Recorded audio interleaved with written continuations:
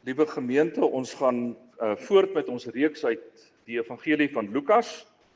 En vandag kyk ons na Lukas hoofstuk 7 vanaf vers 11 tot 23. Maar kom ons bid net eers dat die Here vir ons sy woord self sal oopmaak.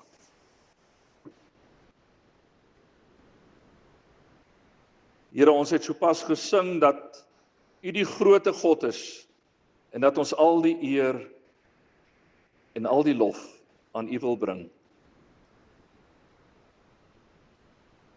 Here, dankie dat ons U mag gaan bid. Dankie dat ons U naam mag groot maak, ook in hierdie erediens. En Here, as ons praat van 'n erediens, dan bedoel ons dat U al die eer sal ontvang, ook in wat hier gebeur vandag. Ons bid dat U met ons elkeen sal praat uit U woord. Dat U ons ore sal oopmaak, dat U ons verstand sal verlig, sodat ons U stem sal hoor, dat ons dit sal verstaan, en Here, dat ons ook dit sal gaan toepas in ons lewens. Ons bid dit in die naam van ons Here Jesus Christus. Amen. Lukas hoofstuk 7, ons lees daar van vers 11. Kort daarna het Jesus na 'n dorp met die naam Nain gegaan, en sy disippels en 'n hele menigte mense saam met hom. Toe hy naby die ingang van die dorp kom, word daar juis 'n dooie uitgedra om begrawe te word. Hy was die enigste seun van sy ma, en sy ma was 'n weduwee. Byna die hele dorp se mense was saam met haar. Toe die Here haar sien, het hy haar innig jammer gekry en vir haar gesê, moenie huil nie. Hy gaan toe nader en vat aan die baar. Die draers gaan staan toe en hy sê, jong man, ek sê vir jou, staan op. Die dooie het regop gaan sit en begin praat, en Jesus het hom aan sy ma teruggegee. Almal is met gesag vervul en het God geprys deur te sê, 'n groot profeet het onder ons opgestaan, en God het na sy volk omgesien. Die berig oor wat hy gedoen het deur die hele Joodse land en die omliggende gebied versprei. Die volgelinge van Johannes het hom van al hierdie dinge vertel. Hy laat toe 2 van sy volgelinge roep en stuur hulle na die Here toe om te vra, is U die een wat sou kom, of moet ons 'n ander een verwag? Toe die manne by hom kom, sê hulle, Johannes die Doper het ons na U toe gestuur om te vra, is U die een wat sou kom, of moet ons 'n ander een verwag? Op daardie oomblik het Jesus juis baie mense gesond gemaak van siektes en kwale en bose geeste, en baie blindes het hy laat sien. Sy antwoord aan die boodskappers was, gaan vertel vir Johannes wat julle gesien en gehoor het. Blindes sien, lammes loop, melaatses word gereinig, dowes hoor, dooies word opgewek, aan armes word die evangelie verkondig. En gelukkig is die man wat nie aan my begin twyfel nie.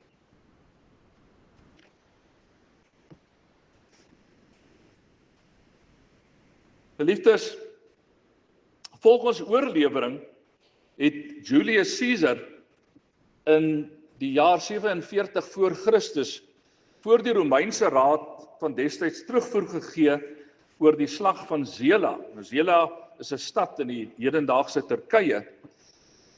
En tydens hierdie slag het hy die beroemde woorde gebruik wat alle lesers van Asterix en Obelix onmiddellik sal herken. Veni, vidi, vici. Ek het gekom, ek het gesien, ek het oorwin. En hierdie woorde som in 'n sekere sin die verwagting op wat Johannes die Doper en baie ander mense in die tyd van Jesus van hom gehad het. Hulle sou bitter graag oor Jesus wou getuig het. Jesus het gekom, Jesus het gesien, Jesus het oorwin.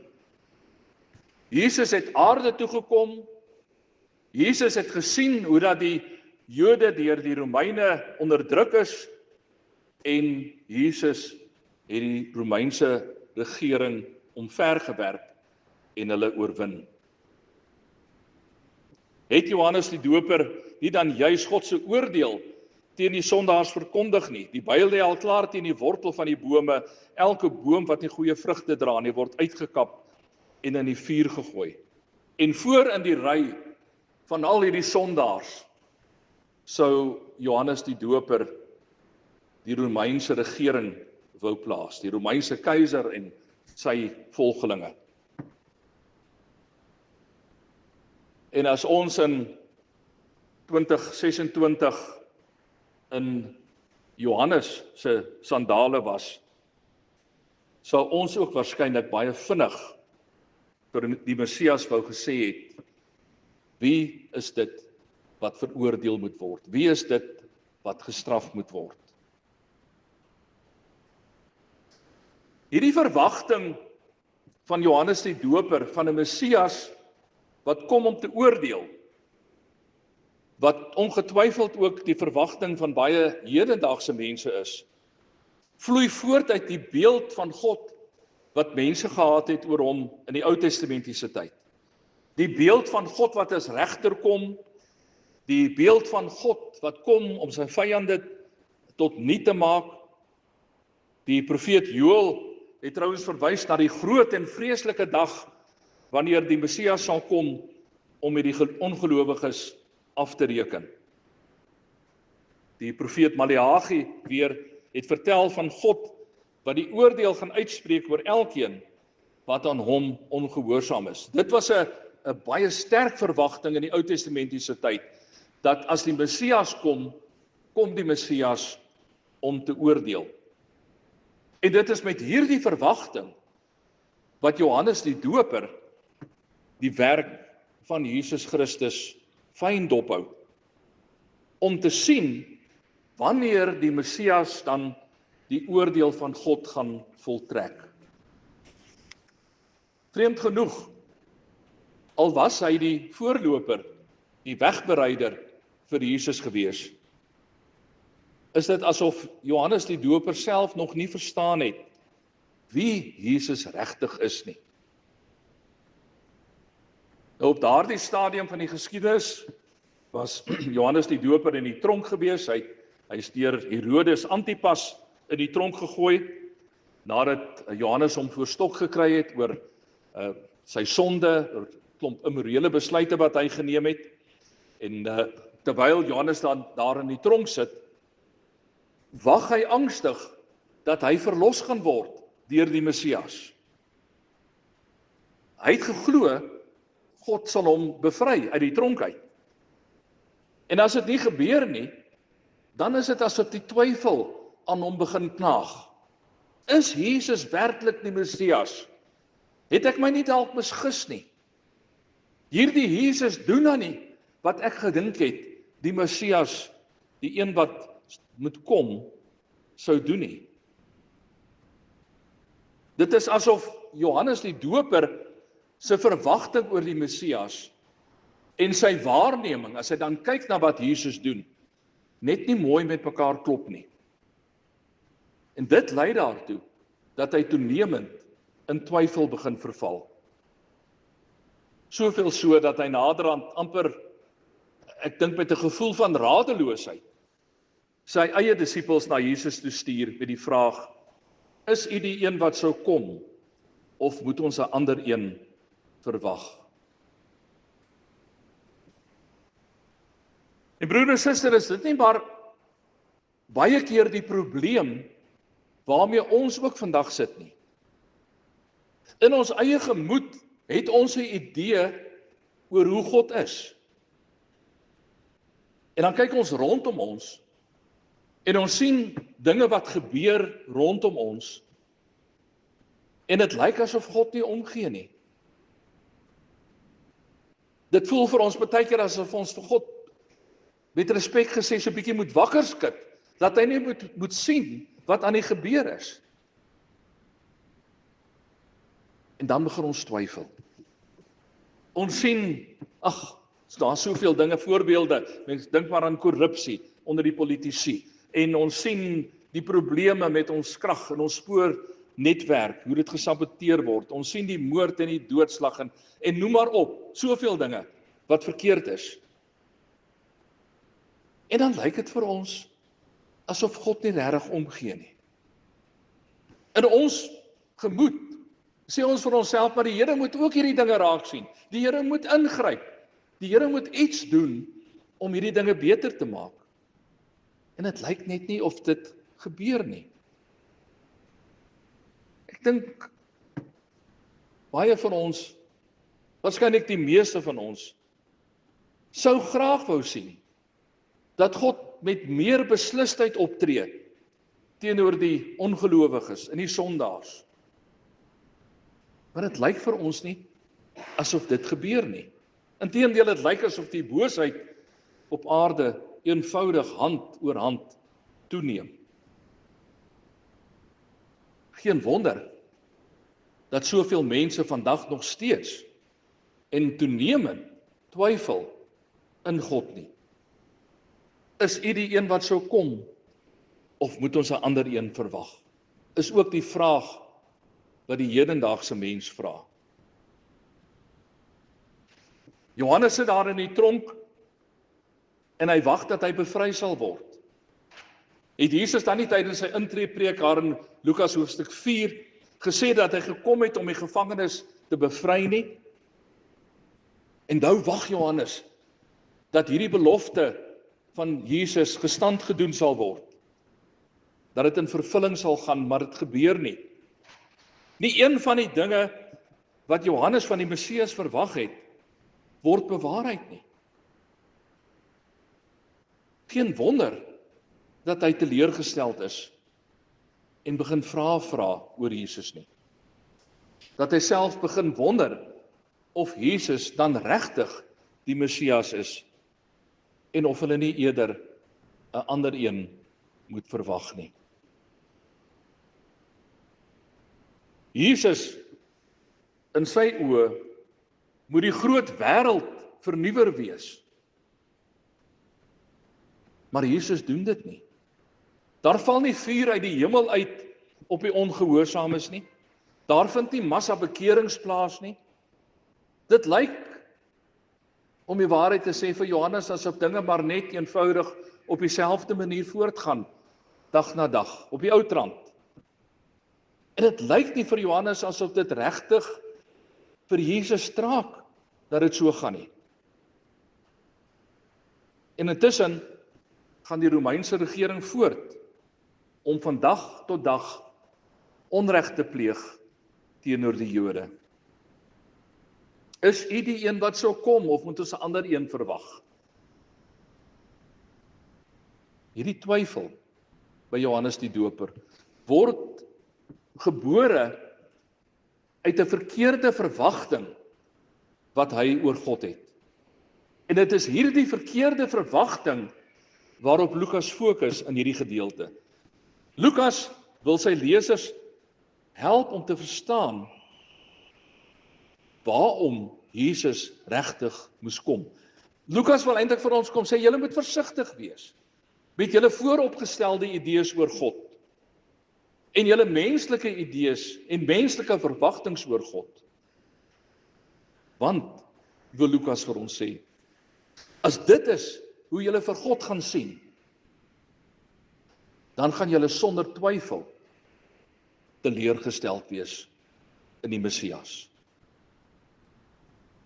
En nou is dit interessant om te sien hoe Jesus vir Johannes antwoord.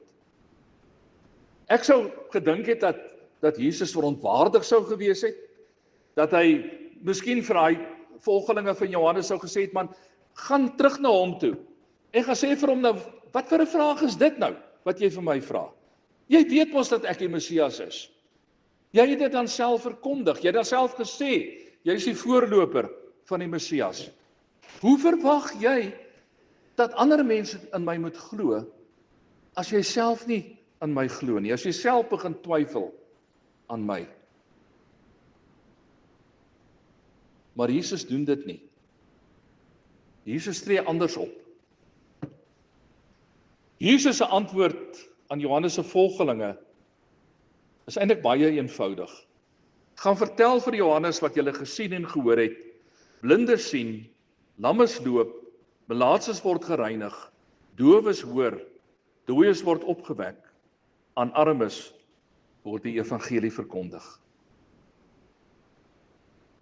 En wat Jesus daardeur vir Johannes wil sê, is dat dit die rede is waarom die Messias aarde toe gekom het.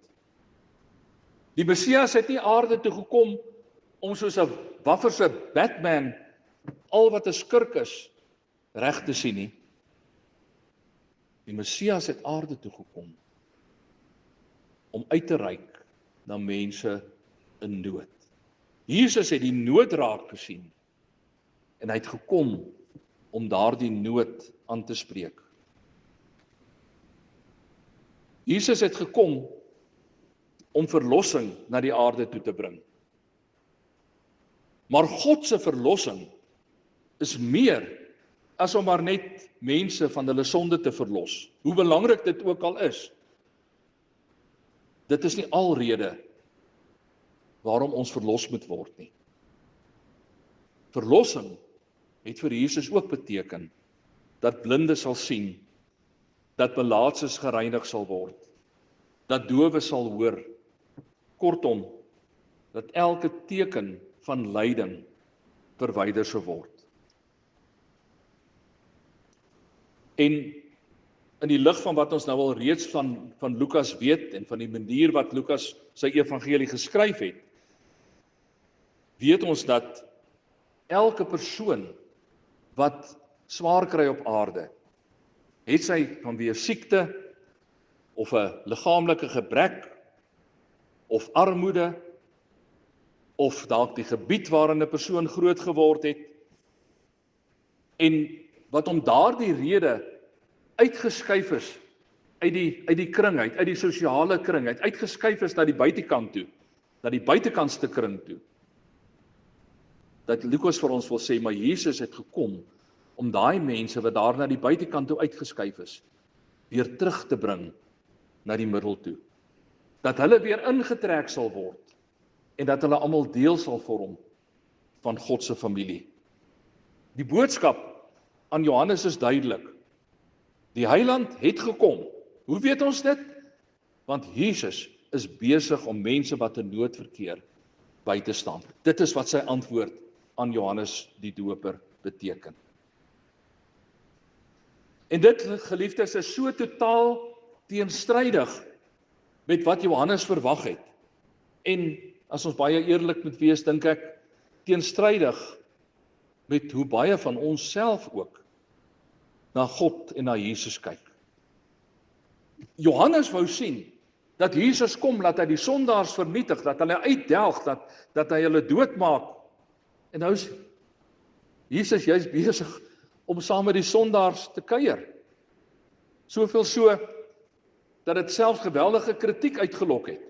Ons het ons 2 Sondae terug gesien hoe dat Jesus deur die Fariseërs verkwalik is omdat hy saam met die sondaars en die tollenaars eet. En dan so 'n bietjie later hier in hoofstuk 7, daar in vers 34, dan beskuldig die mense vir die Here Jesus en sê dat hy 'n vraat en 'n wynsuiper is. So beskuldig hulle hom omdat hy nie doen wat hulle dink die Messias moet doen nie. Jesus se optrede het nie ingepas by die algemene siening van hoe hulle gedink het die Messias sal wees nie. Want daai tyd het die Jode geglo, jy moet jouself so ver as moontlik weghou van sondaars af. Jy moet niks met hulle te doen hê nie, want jy gaan onrein word as jy met daai slegte mense iets mee te doen het. Daai mense moet uitgeskuif word, hulle moet buitekant die stad gaan leef. Ja, jy melaats is, moet jy buitekant die stad op die vullishope gaan bly. So jy sondaar is, dan word jy uitgeskuif na die buitekant van die stad toe. Ons wil jou nie hier hê nie. Dan kom Jesus en hy omarm daai mense en hy trek hulle nader. En hy sê, julle is ook welkom by my. Want ek wil aan julle ook die goeie nuus van verlossing kom verkondig.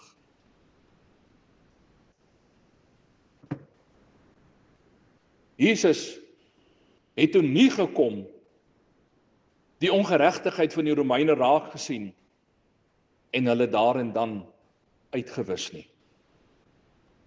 Maar, goddank, Jesus het ook nie gekom, gekyk na die mense in nood, en sy rug op hulle gedraai nie. Jesus het gekom, hy het die nood van die wêreld raak gesien, en hy het sy hande uitgesteek, en hy het iets gedoen om hulle te help. Hy het betrokke geraak by die mense in nood. Hy het melaatses aangeraak en hulle genees. Hy het verlamdes se sondes vergewe en hulle gesond gemaak dat hulle weer kon opstaan en loop. Hy het die dowes gehelp om weer te kan hoor. Hy het die blindes gehelp om weer te kan sien. Hy het die ma wie se seun tragies oorlede is en wat gehuil het oor haar seun innig jammer gekry. En hy het haar gehelp en die seun weer opgewek uit die dood. Dit is die keuse wat Jesus Christus gemaak het vir sy bediening op aarde. Dit is wat die Messias kom doen het. En later, as Jesus sy disippels uitstuur, dan is dit presies dieselfde verwagting wat hy ook van sy disippels het. In Lukas 9 vers 2 lees ons, toe het hy hulle uitgestuur om die koninkryk van God te verkondig en die siekes gesond te maak. In Lukas 9 vers 6, dan doen hulle presies wat Jesus gevra het. Hulle het toe vertrek en van die een dorp na die ander gegaan om oral die evangelie te verkondig en siekes gesond te maak. En dan in Lukas 10 vers 9, dan stuur Jesus nog 72 ander van sy volgelinge uit met dieselfde opdrag, maak die siekes daar gesond en sê vir die mense, vir julle is die koninkryk van God baie naby.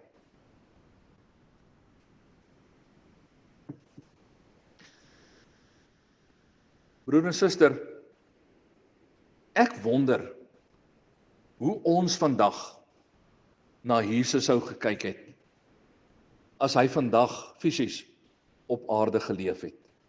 Hoe sou ons vandag na Jesus gekyk het? Hoe sou ons vandag vir Jesus beoordeel het?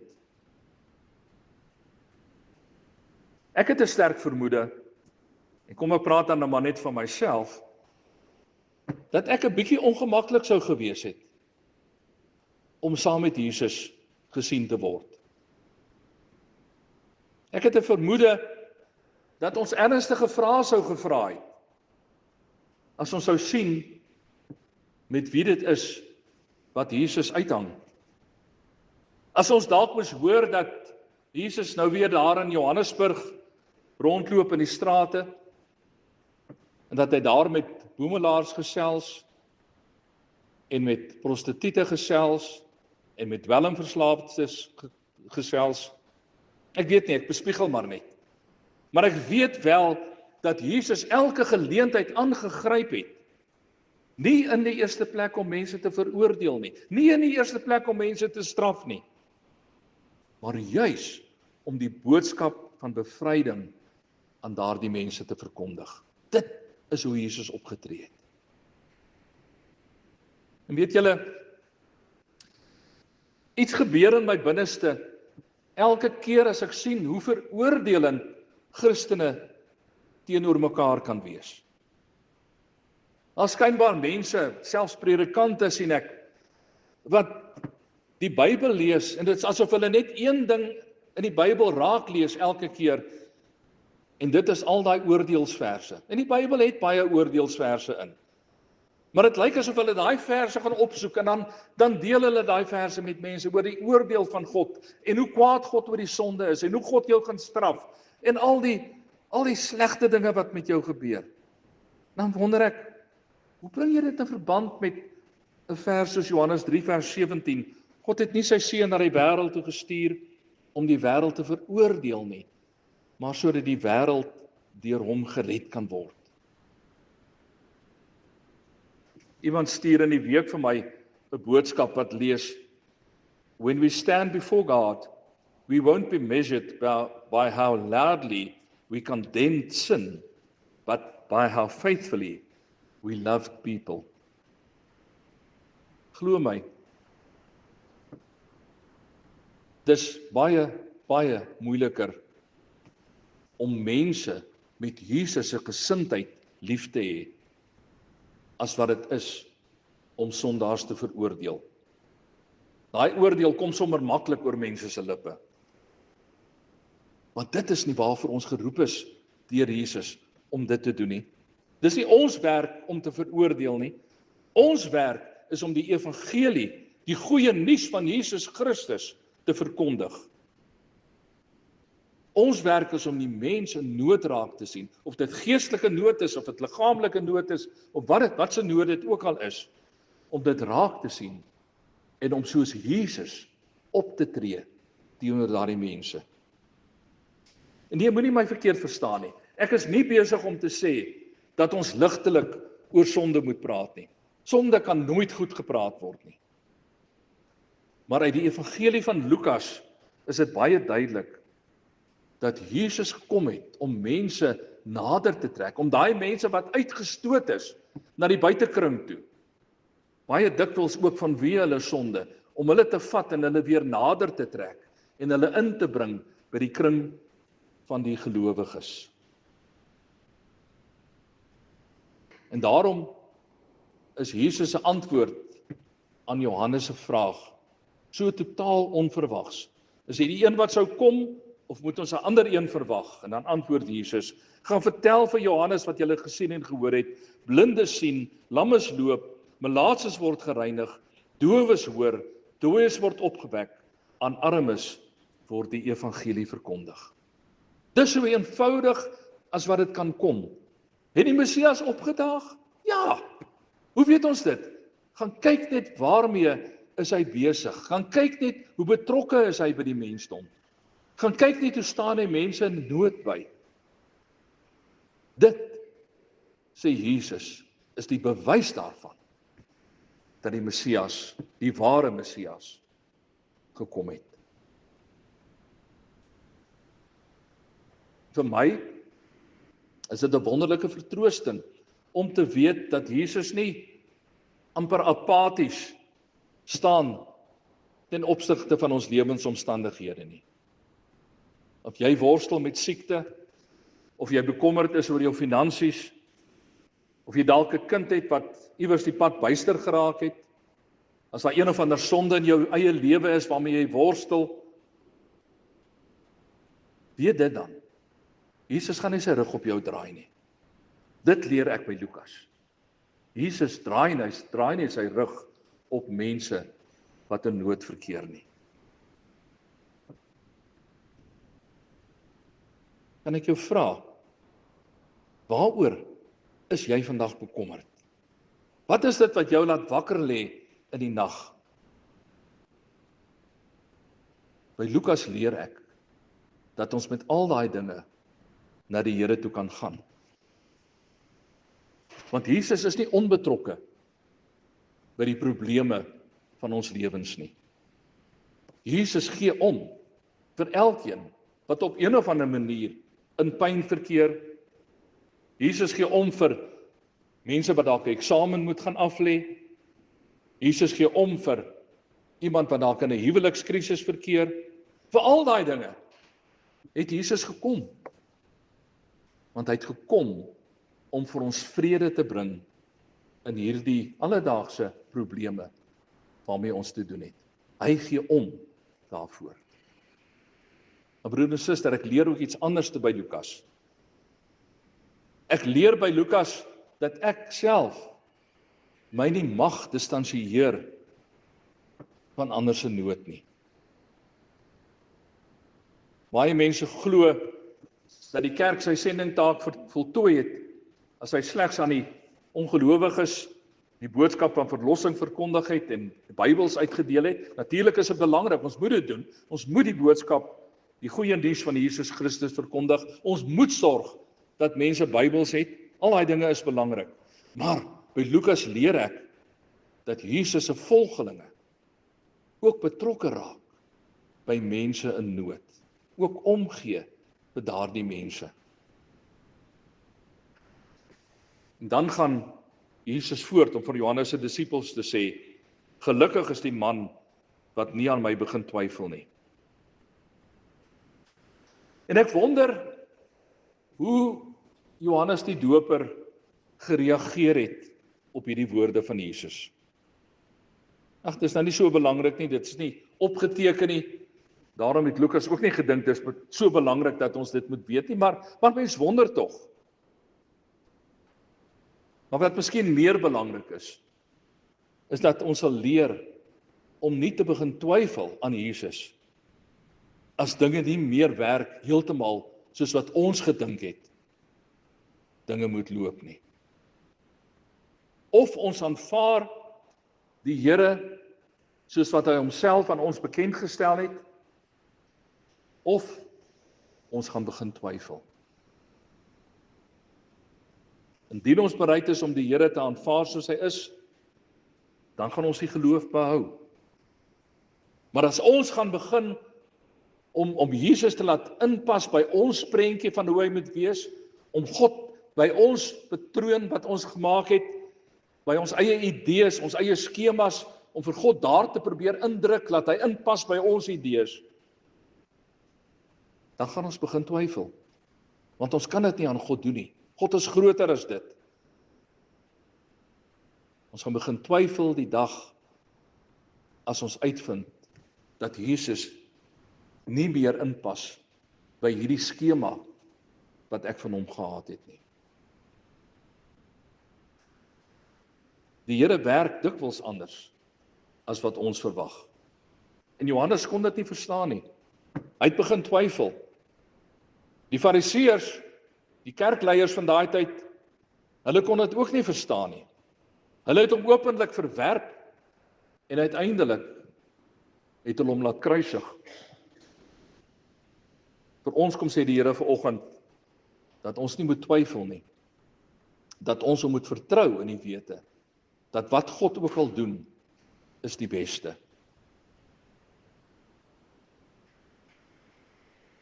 Johannes die Doper het uiteindelik op 'n sinlose manier in die tronk gesterf. Sy kop is afgekap. Waarom? Sou ons vanoggend kon vra. Is Jesus dan regtig die Messias, die verlosser van die wêreld as sulke dinge gebeur? Is Jesus werklik die Messias as 'n ou mens in 'n hospitaal lê en besig is om aan kanker te sterf? Hoekom gebeur sulke dinge? Is Jesus werklik die een wat sou kom as mense in jou eie huis nie meer veilig is nie? Dis die tipe vrae wat in ons gemoed maal. Is hy werklik die een wat moes kom, of moet ons 'n ander een verwag? In ons eie lewens het ons moontlik al die antwoord gevind. Ja, Jesus is die Here. Want rondom ons sien ons die getuienis daarvan. Ons sien hoe mense verander word. Ons sien hoe mense wat goddeloos was tot bekering kom en hulle lewens omkeer. Ons sien hoe mense van die duisternis af oorkom na die lig toe.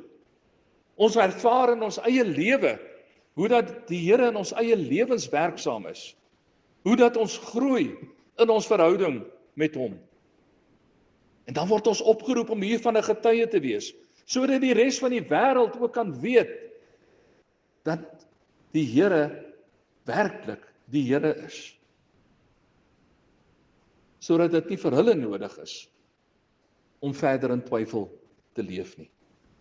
Gaan uit en gaan leef 'n lewe wat in die wêreld mense sal oortuig daarvan dat Jesus werklik die een is wat moes kom. Gaan leef op so 'n manier. Die wêreld sal dit nooit glo as ons geloof onsigbaar is nie. Ons is nie geroep tot geheime agente van die Here Jesus nie. Eers as ons openlik ons geloof begin uitleef, eers as ons die geestelike nood raak sien, en ook die liggaamlike nood raak sien, en die materiële nood raak sien in die wêreld, en iets daarin begin doen, kan ons verwag dat mense sal sê, ons kan sien die Here lewe. Ons sien dit in jou lewe, dat Jesus 'n werklikheid is. Dit is wat die mense gaan oortuig. Dit is wat die wêreld gaan oortuig. Dit is wat ons land gaan oortuig. Dit is wat mense in ons dorp gaan oortuig. As hulle kan sien, die liefde van Jesus Christus straal uit ons uit. Wie weet, miskien gaan iemand eendag vra, hier in die dorp, is Jesus Christus werklik die Here? En dan gaan daar iemand wees wat gaan opstaan en gaan sê, gaan kyk, wat doen die kinders van die Here daar in Paul Pietersburg? Gaan kyk hoe leef hulle. Kyk hoe gee hulle om vir die Here se skepping. Kyk hoe versorg hulle mense wat in nood verkeer. Kyk hoe vrygewig is hulle teenoor minder bevoorregtes. Kyk net hoeveel liefde is daar onder daardie mense. Ek het dit raak gesien. Ek glo met my hele hart dat Jesus die een is wat moes kom. Amen.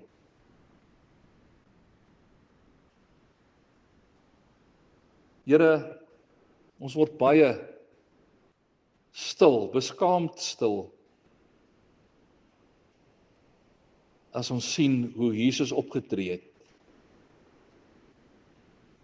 En ons vergelyk dit met hoe ons baie keer optree. En ons kom bid vandag, dat iets van daardie liefde, wat ons by Jesus raak sien, iets van daardie omgee, wat ons by Jesus raak sien, dat dit waar sal word, in elkeen van ons individueel, maar dat dit ook waar sal word in ons gemeente, dat mense na ons sal kyk, dat mense na ons gemeente sal kyk, en sal kan sê, waarlik, ons kan sien, dat Jesus die een is, wat moes kom. Maak vir ons getuies daarvan, nie net deur ons woorde nie, maar ook deur die manier wat ons leef, sodat U al die eer, en al die lof, en al die dank, kan ontvang. Ons bid dit in U naam. Amen.